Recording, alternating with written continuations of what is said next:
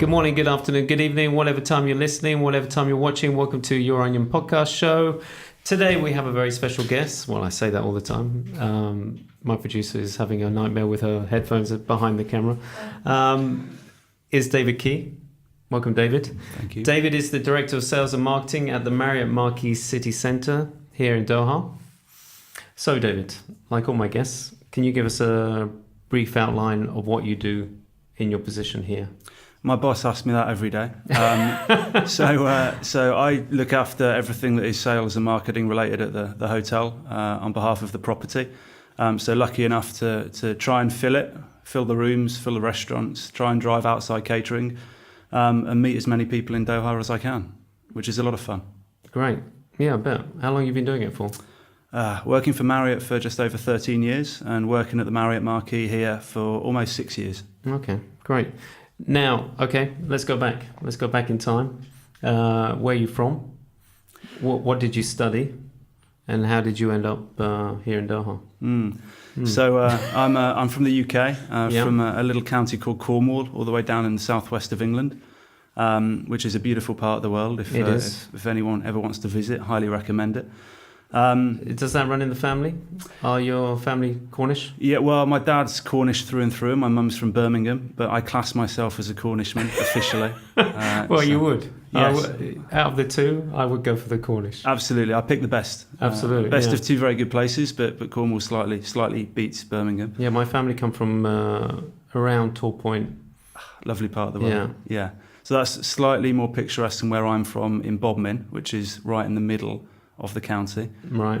But equidistant to both coasts, which is nice. Yeah. So yeah, then brought up, raised so until I was 18, and then did sports science at university. Yeah, I saw that on your LinkedIn page. I'm curious. So where you are now, what happened to that whole sports? I was not good enough to be a professional sportsman, so I tried, and then I thought the next best thing is sports science. So I did that. So what were you? What sports did you follow? I was a tennis player. Oh, really? So yeah, ex-tennis coach, and then racket sports. Play a lot of squash now. Wow. But sadly not quite good enough to cut it at the top level. Okay, so then you went into sports science. Yeah, then did sports science. So what happened after that? Because now you're sales and marketing. Where's that journey gone? Yeah, after you qualified. Yeah, so I went to a gym to work, but in sales. Because I wanted to get free access to the gym. Okay. And it was a great gym, but I actually found that meeting people was more my forte. So that's what I enjoyed doing, and that's what I've been doing ever since. Yeah. So yeah, and from the gym just randomly into hotel sales. And how did you find Loughborough? Because I know about Loughborough because when I was a teenager, I was living in Nottingham. How did you come across Loughborough University? So Loughborough tended to be the best for sports science, and that's what I wanted to do. So small campus coming from Cornwall, relatively small county and small towns. Oh, okay. I thought that might probably be a good transition from country bumpkin to university life, and it proved to be the case. Yeah, so, yeah. And so when you went to the gym, and then you realised that sales was more your forte. Did you not want to stay within the sports realm, or that didn't matter as long as you... Didn't matter. No. Anything to do with people. I was lucky enough to get a job with Marriott, nice hotel. In the UK? In the UK, yeah, in a small place called Preston. So I moved from Loughborough to Manchester to the gym. And then got a job at a hotel in Preston. So commuted from Manchester. You came from Loughborough. So you came from Cornwall to Loughborough, small town, and then to Manchester. Yes, and how was that transition? Yeah, that was a bit more difficult. Yeah. Met somebody in Loughborough that lived in Manchester, and then decided to get the job at the gym and moved in with her mum and her sister. Okay. I know, fairly random, but and the gym was fantastic. So. And then you went into the Marriott. And then got the job in the Marriott 4 years, having started at the gym. And were you looking for that job, or was it something that? Very random. No, I wasn't looking for a job in hospitality. It was. I know. And what is it like working in the hospitality sector? It's Yeah, it's good. I think the beauty of it is you can be in one building that has anybody from anywhere in the world in it, all socialising, and hopefully getting on with each other. It's not always the case, but most of the time people are civil and people enjoy spending time with each other, and you can meet people from all over the world in a really small place. Yeah, that's true. Which is good. So you worked at the Marriott in Manchester. Yep. And then from then on, you stayed within the Marriott organisation? Yeah, so I spent 5.5 years in Manchester City Centre working for 2 hotels. A lot of sports-related business there. With the two clubs? Yeah. Manchester City and Manchester United? Yeah, with lots of visiting football teams. So did you get to meet them all? Yeah, got to meet a lot. Got to meet some of the managers, slightly eccentric, but really nice people. Their own nuances. And helped host the 2012 Olympics, the football side of it, Rugby League World Cup. Final was at Old Trafford. Yeah. We hosted the team. We hosted the Aussies.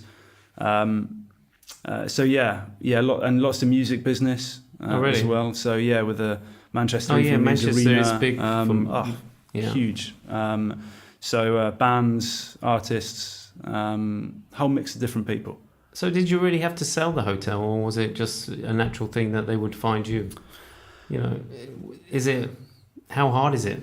You always have to sell it. There's always lots of competition. There's lots of nice hotels, and people will always look for the most prestigious or the best value, depending on the segment that you're working in. You always have to build those relationships and sell to what guests and customers want. So it's not easy, but it's very rewarding when you actually entice people to come and stay. And then when you get to meet them, it's even better. So I can imagine. And what's the Marriott like to work with as an organisation? And they're a global organisation. Where are they? Where's their main headquarters? Do they have one? So main headquarters is in Washington DC. Okay. And then we have different offices all around the world. And it's a great company. It's changing all the time. Like most big companies and brands. But it still puts its people first. And there's a slightly corny motto, but it's still rings very true. Is if you take care of your associates, then the associates take care of the customers. And Marriott are very, very good at doing that. They look to keep people, promote people, grow people within the organisation. And that's why I've been with them for so long, because I do love working for them. Yeah. So. And do they have various maybe conferences that you can go to? You can give your feedback. Yeah, so in the Middle East we have one every year. We're the Middle East and Africa now. So last year we were in Cape Town. We're going to Amman in Jordan in 4 weeks' time. Okay. So we get to interact with people from the US that fly over to speak to us, and our other colleagues and counterparts from all over the region. And based on the fact that the companies in our region has more than doubled in size after the acquisition of Starwood, there's loads of new people to meet. So distribution all over the region, all over the world, and we're lucky enough to get to interact with everybody on a really regular basis. Nice. So how long were you in Manchester? Manchester 5.5 years, and then here just over 6 years. So how does that happen? You make it clear that you want to move on to somewhere else, somewhere fresh, or how does it work? You can do. You can either make it clear that you want to move on, and if you're doing okay, then they'll help you get there. Or you can, if you're not, then you might stay where you are, or you might move on somewhere else. Absolutely. Okay. But equally, you can stay where you are for as long as you like. So if you're settled and you're happy, and you're doing your job, then the company are happy to keep you where you are, and that's why we've been in Doha for so long. Yeah, because we like it.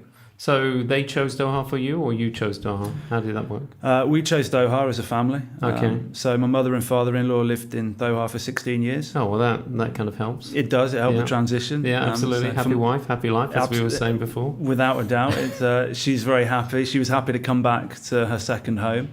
So she had her childhood here? Yeah. She went to school here at Doha English Speaking School. And her brother moved here a year before we did, and similarly he went to Doha English Speaking School. Yeah. And her mother taught at DES. So it was almost like coming back home to a degree. And do your kids go to They go to Doha Doha English speaking school. Yeah, so we've kept it in the family. Yeah. Okay. Are there any teachers still there that were teaching your wife? There are no teachers here now, although Des just had its 40th anniversary a week ago last Thursday. Oh, really? And the ex-head teacher that was here for well over 10 years came to speak to the audience. So Yeah. my wife got the opportunity to meet him again and say thanks for his expertise when she was growing up. Yeah. And now she's a teacher, so they had a lot in common. Oh, yes. So yeah, it was nice. Oh, superb. So, okay, so you brought your family over 6 years ago. How's it been for you? You know, because, you know, your whole transition, your whole working life, and now you're in the Middle East.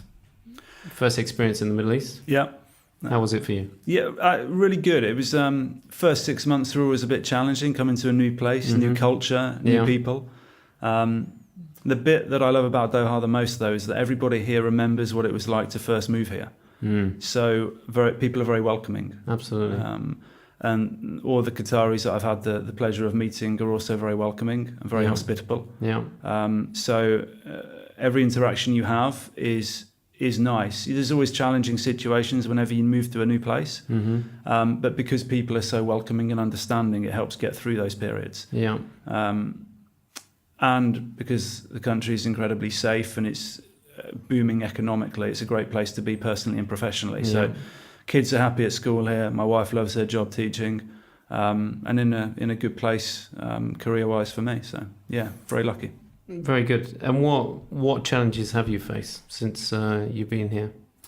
The hospitality industry, from a professional perspective, is fairly challenging. There's great new hotels popping up all over the place.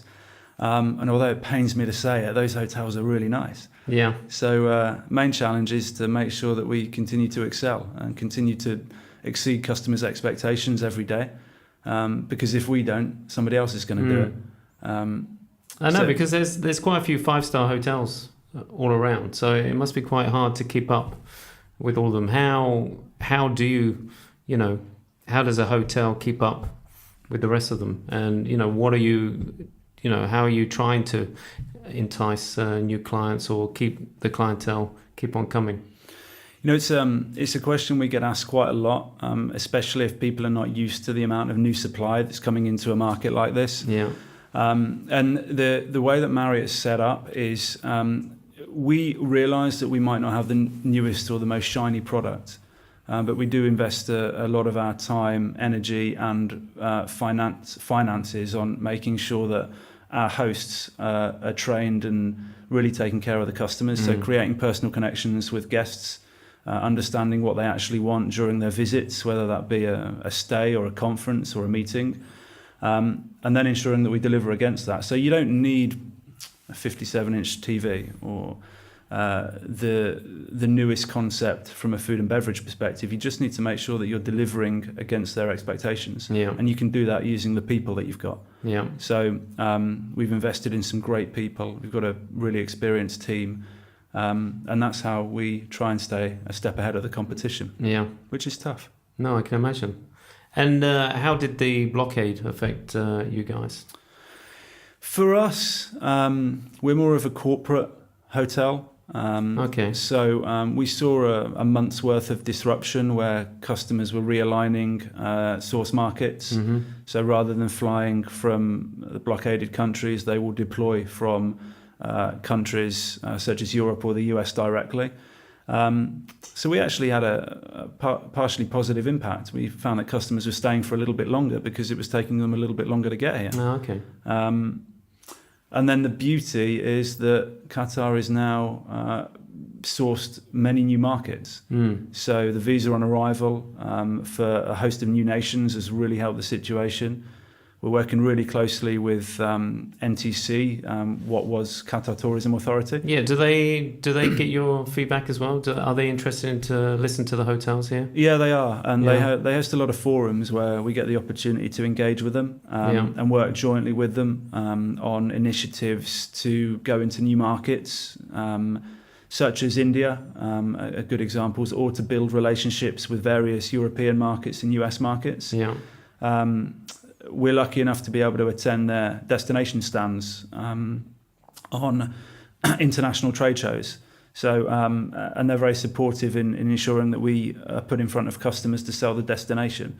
So, in a way, the blockade has helped us promote Qatar very favourably internationally. Yeah. And we've had great support from the likes of QTA and the other ministries in town to make that happen. Nice.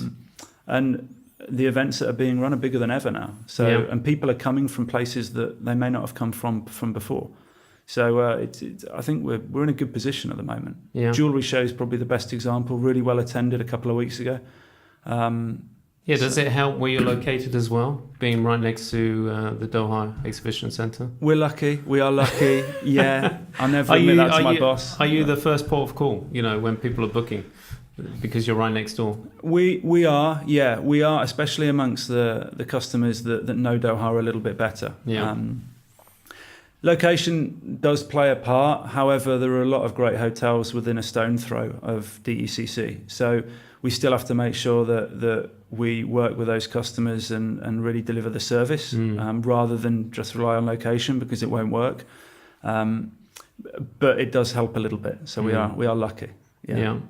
And how does it help being right next to city centre as well? Because I used to go through the Marriott just to get to the city centre shopping mall.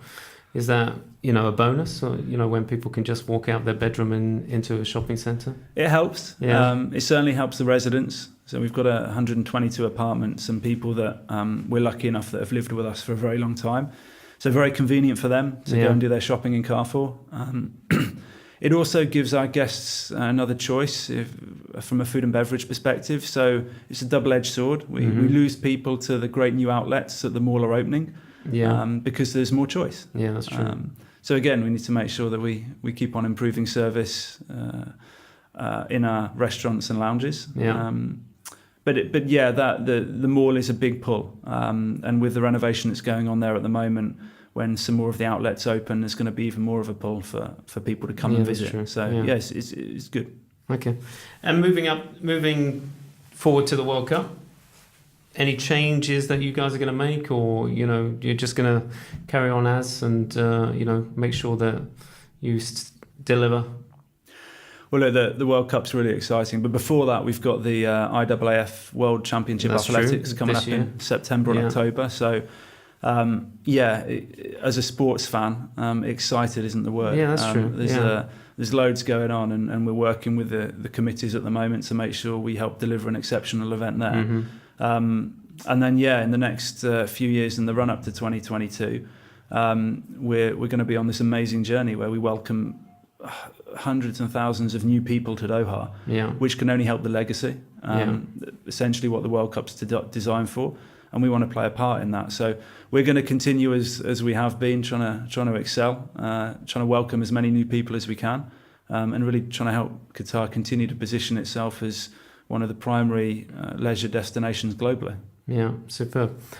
What do you guys offer on a corporate level for business people that are coming over here? What facilities would I expect as a business owner? So look, business person? Yeah, I suppose, and this is where we can go through a list of features that the hotel has. Yeah. But in all honesty, they're not going to differentiate us from anyone else. Okay. Every five-star hotel offers the same business amenities. What I prefer to talk about with things like that is just the personal levels of service that we give. Every hotel has a business lounge, executive lounges, rooms with nice flat screen TVs in. That's a standard now. It's gone are the days where you check into a hotel and you don't have the creature comforts of home. It's now you check into a hotel because they've got more than what is offered at home. Yeah. So trying to keep up with that technology is really challenging. So we've invested a lot in our bandwidth to make sure that people can stay connected. A lot in our apps so that people can engage with us via apps rather than picking up the phone. Okay.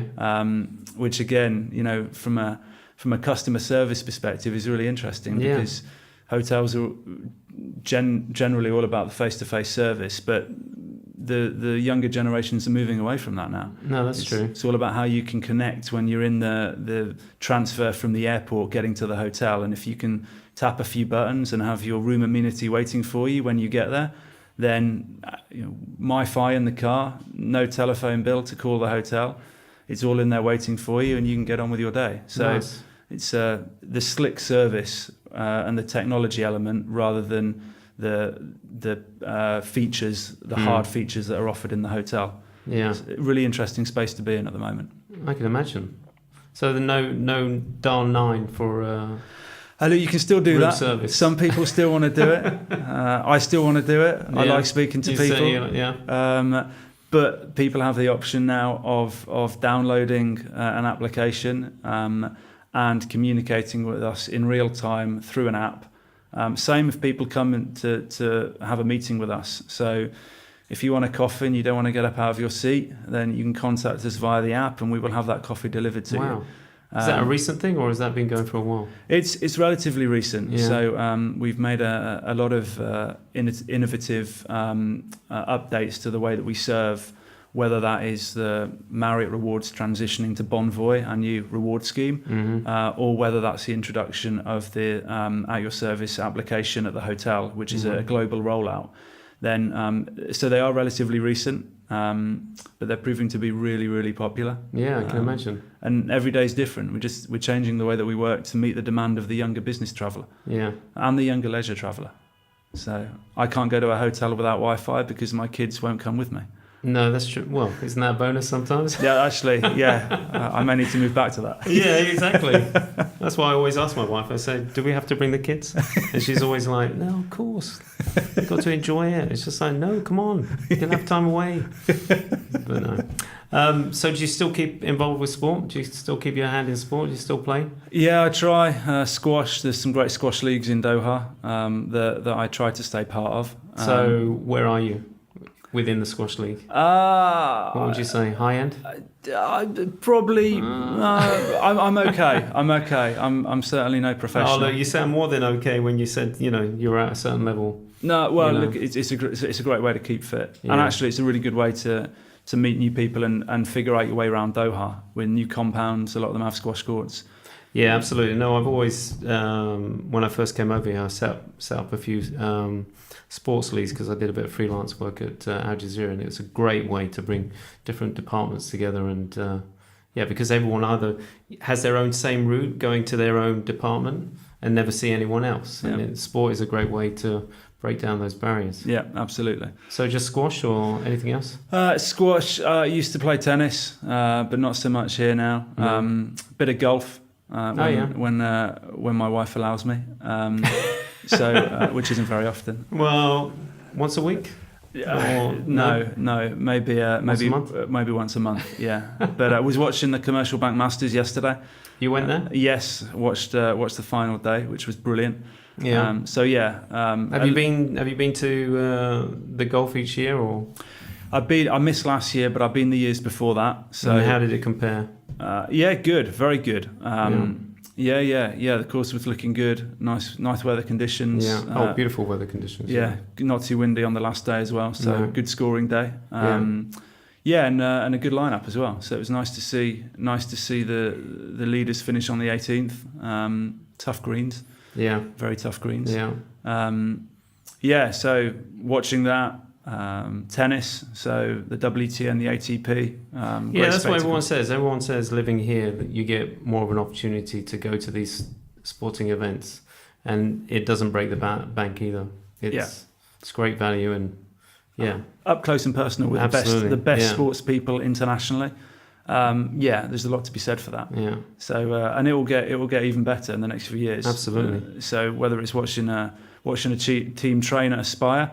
Or going down to watch the squash, so the Qatar Open squash, which is a fantastic spectacle. Yeah. Brilliant to get so close to the players. Yeah. Great opportunities. So not so much playing, unfortunately, anymore. But I'm a great watcher. I'm a great armchair fan now. Well, I think as you get older, I think that's what you have to accept. Yeah. I was never into watching. I always loved to play.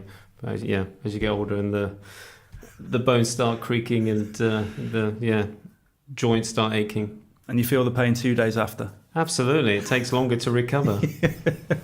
So do you see yourself being here for a few more years? Not going to be seconded somewhere else? Or? The closer it gets to the World Cup, the more I want to be here. Yeah. For certainly until that comes around. You never know what's around the corner. I'd love to still be here. I very much hope we are. While I'm still at the hotel and really enjoying it, and while the family are really enjoying life in Doha, then can see us being here for a lot longer. Superb. So does the Marriott have any kind of membership that people can join? From a business point of view, as this is a business podcast. Yeah, so we have, I alluded to it earlier briefly, we have Bonvoy, which is our reward scheme for travellers, not necessarily regular travellers. It might just be a couple of times on vacation a year, but certainly worth joining Bonvoy. Exclusive member rates globally. So best rates guaranteed if you book direct. There's a number of benefits, including early check-in, upgrades subject to availability, points that can be redeemed for hotel stays and a range of other services such as air miles or shopping vouchers. Okay. The scheme is really, really worth looking up, worth joining. Yeah. Being the largest hotel company in the world, we have distribution globally. So if you're a member, the world's your oyster. You can travel to almost any country in the world, stay in a Marriott, utilise the benefits of Bonvoy, and then continue to accrue those points and climb up the ladder of loyalty. Nice. Highly recommend that anyone who wants to travel looks that up and joins. And it's called Bonvoy, Marriott Bonvoy. Okay. Yeah. So got a big marketing campaign at the moment from Marriott International. We've changed the name around 4 weeks ago. So there was a lot of hype about that. We brought together Ritz-Carlton Rewards, SBG, and Marriott Rewards under one umbrella, created the Bonvoy program. Yeah. Huge benefits for everybody. Look it up. Very easy to find. Okay. Well, thank you, David. Appreciate you coming on the show and telling us all about yourself and the Marriott. And I wish you all the best. And maybe meet up on a squash court.